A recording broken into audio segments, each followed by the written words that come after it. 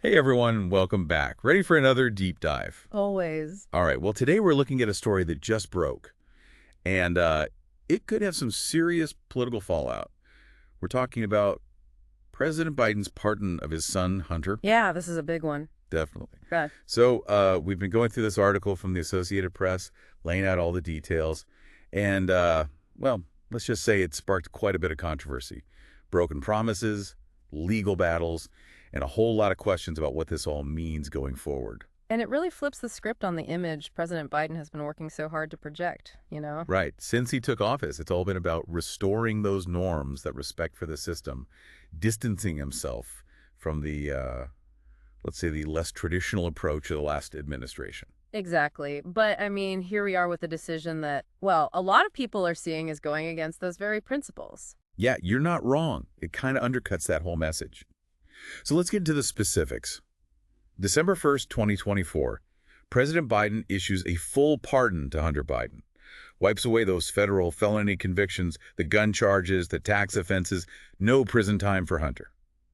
But it's not just that, right? What's really got everyone talking is just how far this pardon reaches. It's not just wiping the slate clean, it's like preemptively cleaning it for 10 years. Anything from January 1st, 2014 to December 1st, 2024 covered. That's a pretty wide net. No wonder people are raising eyebrows. And remember all those times President Biden flat out said a pardon was off the table? Back in June, he was adamant about respecting the jury's decision, no interference. Even as recently as November, the White House press secretary Karine Jean-Pierre doubled down on that stance. And now, well, we have this sweeping pardon. Talk about a contradiction. And the timing of it all is pretty interesting too, don't you think? Just a few weeks before Hunter Biden was supposed to be sentenced, and less than 2 months before President-elect Trump takes office. Timing is everything in politics. If you're thinking purely strategically, this move could be a way to get ahead of the incoming administration. I mean, President-elect Trump and his team have made it clear they plan to investigate the Biden family. Maybe this pardon is an attempt to, I don't know, minimize the damage those investigations could do. Almost like a dare. Like saying, go ahead, see if you can find anything else. But will it work? To really understand that, we need to go back to the beginning, right? What were the charges against Hunter Biden in the first place? He was facing two separate legal battles, if I remember correctly. You're right. The first one was that gun case in Delaware. Convicted back in June 2024 for lying on a federal form when he bought a gun in 2018. Said he wasn't using drugs, which wasn't true. That charge could have landed him in prison for up to 25 years, though it probably wouldn't have been that long. And then there was that whole tax issue in California, too, right? Yep. September 2024, Hunter pleads guilty. Misdemeanor and felony charges, all because he didn't pay at least $1.4 million in taxes.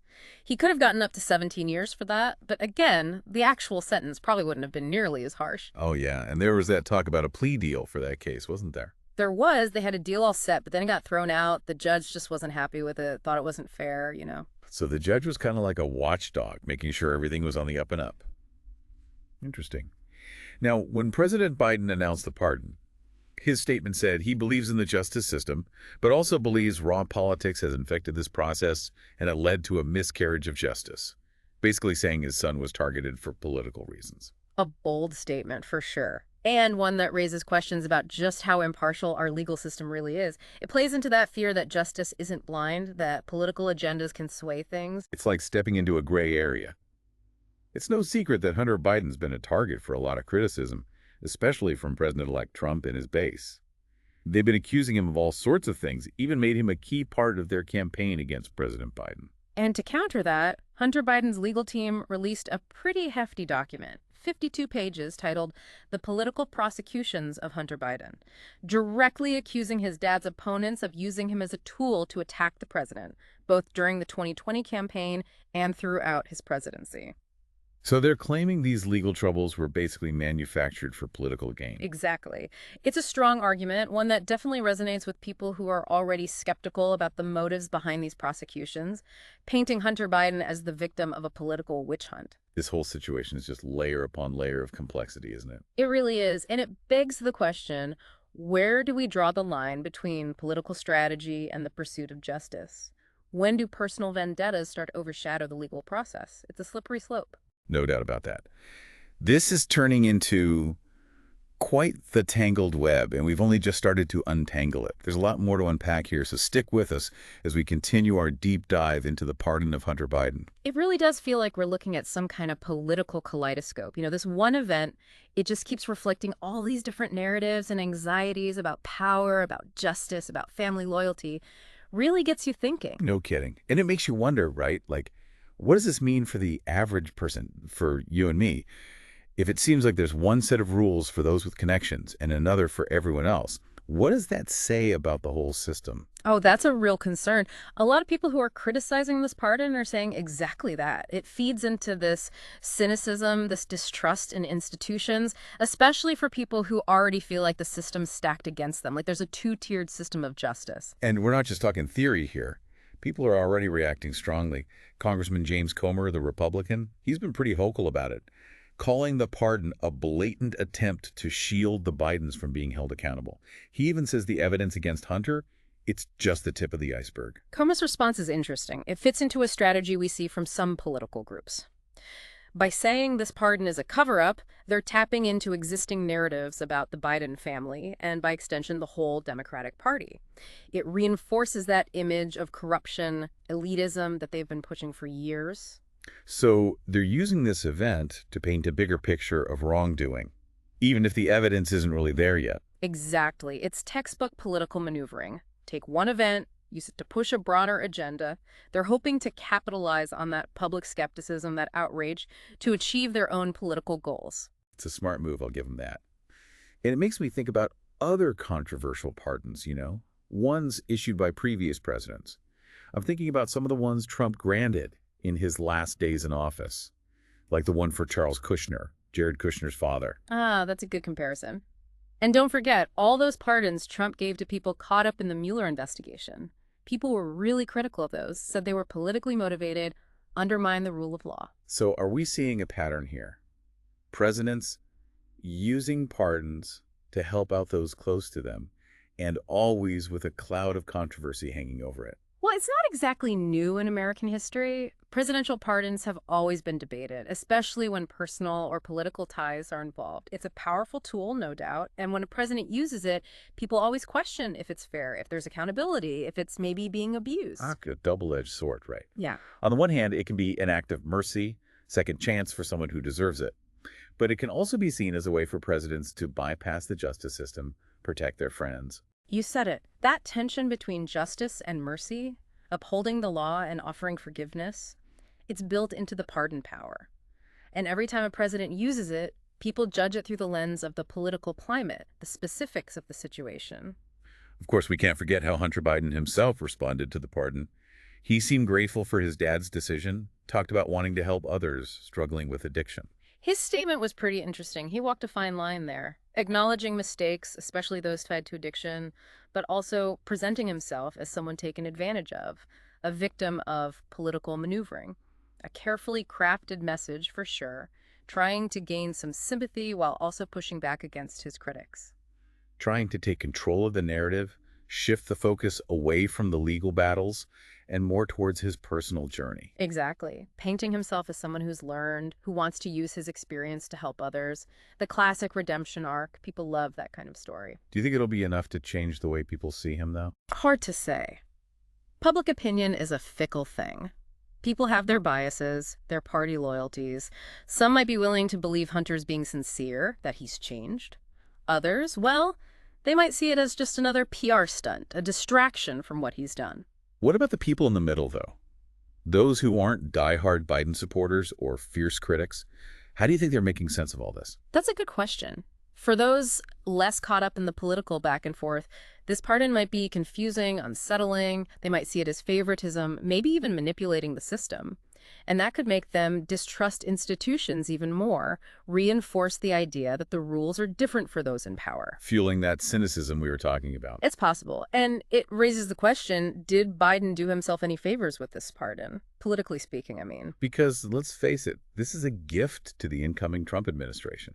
They've made it clear they want to investigate the Bidens. And now, with this pardon, it's like they've got a reason to dig even deeper, maybe even use it as ammo for a full-blown attack. Oh, for sure. Now they can say this pardon was an attempt to obstruct justice, a cover-up. It's a powerful story for them, one that their base will eat up. Could even turn public opinion against the Bidens. So Biden might have just handed them a weapon to use against him. Strategically speaking, yeah, it might not have been the best move. This pardon could reignite all those partisan battles we saw during Trump's first term, divide the country even more. It's like one decision set off a whole chain of events, and we're still watching it play out. And this isn't just about politics, is it? This is about the rule of law, about public trust. You're right. This pardon goes to the heart of fairness, accountability, that idea that everyone gets equal justice under the law. It forces us to think about uncomfortable truths, about how much influence politics has on our legal system, about how personal connections and political agendas can sometimes cloud the pursuit of justice. It's a lot to process, that's for sure. And I think it's important to remember, this whole situation is messy. It's about laws, it's about politics, it's about people. It's easy to get caught up in the emotions, the partisan arguments. But we got to step back, look at the nuances, the different sides, the long-term consequences. Absolutely. This isn't about right versus wrong, good versus bad. This is a human story with all its complexities, reflecting the reality of power, family, and justice in America. As we learn more, as things unfold, we have to stay open-minded, listen to different viewpoints, and always seek the truth. I couldn't have said it better myself. And this story, it's not over yet. We'll be here to help you navigate the twists and turns. But before we wrap up this part of our deep dive, there's one more thing I want to touch on. Go ahead. What's on your mind? We've talked about the politics, the legalities, but what about the human cost?